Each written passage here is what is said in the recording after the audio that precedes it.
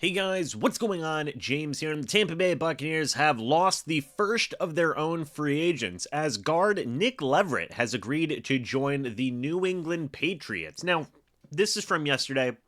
We're talking about it today because, quite frankly, I've been overloading you guys with a lot of different videos, but this is something that I did want to talk about. This is per Jeremy Fowler of ESPN, and this is a bit of a blow to the Bucs. Leverett was 27 years old. He came in as an undrafted free agent of 2020.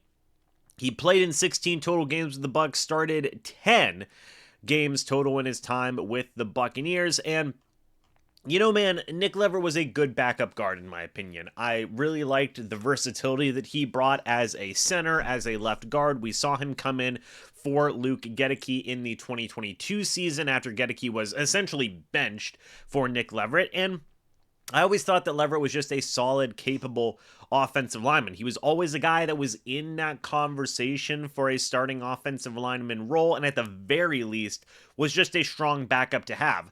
Now the Bucs don't have that option to bring him back as a backup. And given all the concerns from fans regarding the center position or the left guard position, this is a player who, in my opinion, is going to be missed because he gave you more stability as a backup center or a backup left guard. You knew that if Leverett was there, you could have had a serviceable starting option if you needed him to come in and start some games. Now, the Bucs don't have that option anymore. You even take a look, he only played 3 games last season, seeing action on only 4 special team snaps. If Leverett did need to play and start, I believe that the Bucs would have felt comfortable doing so, and personally, I would have been comfortable seeing Nick Leverett play as a starting left guard.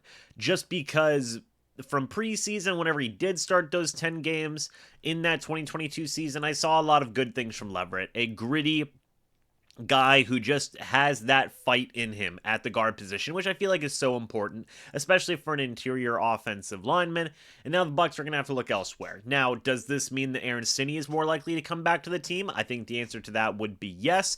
Does this mean the Bucs go and explore free agency for some type of option? I think that also means yes as well. I don't think Matt Filer's coming back, if I'm being 100% honest. Just, he eventually got benched for Aaron Stinnie last season. Don't think the Buccaneers are going to run it back with Matt Filer at that left guard position. I think they will go in a new direction with either bringing back Stinnie or possibly bringing in a new face as well. But the interior offensive line just got a little bit murkier. I thought that it was very likely that Nick Leverett was going to come back. Now, no longer an option. So we'll have to see what the Buccaneers do at left guard and even at backup center as well. Because again, Leverett had that versatility, which I think is very, very important for interior offensive linemen, be it center, be it left guard. Leverett played both, and yes, he even played right guard as well. So the Bucs lose one of their top backup offensive linemen.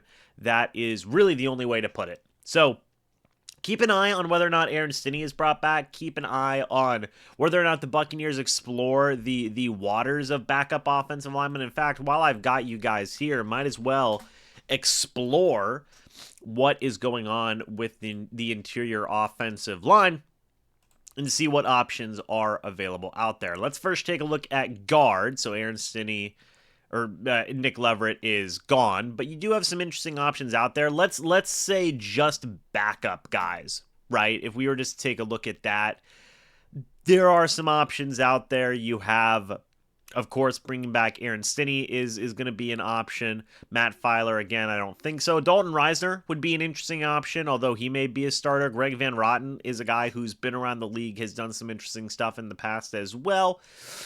Guys who have worked with Liam Cohen in the past. You have Tremaine Ankrum there. I don't know if he joined a team or not. He might have, honestly.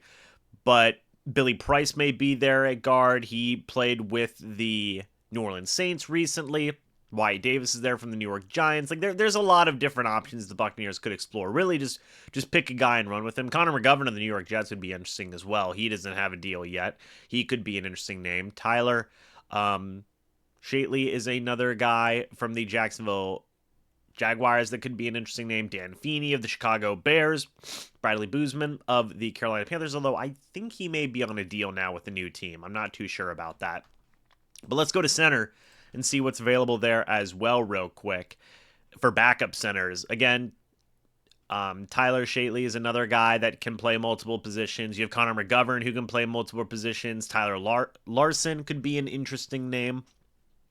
Pat Eflin of the Arizona Cardinals can be an interesting name as well. And Billy Price is also another guy who has some versatility. So if the Bucs are looking for some versatility, there is some names out there that can play both center and guard. We will just have to wait and see if they do so. But let me know your guys' thoughts and opinions about Nick Leverett going to the New England Patriots. We'd love to hear it down in the comments section below. Thank you guys so much for watching this video. Hope y'all enjoyed. And as always, guys, I'll see you all in the next video or the next live stream. But until then, and as always, guys, goodbye for now, and go Bucs.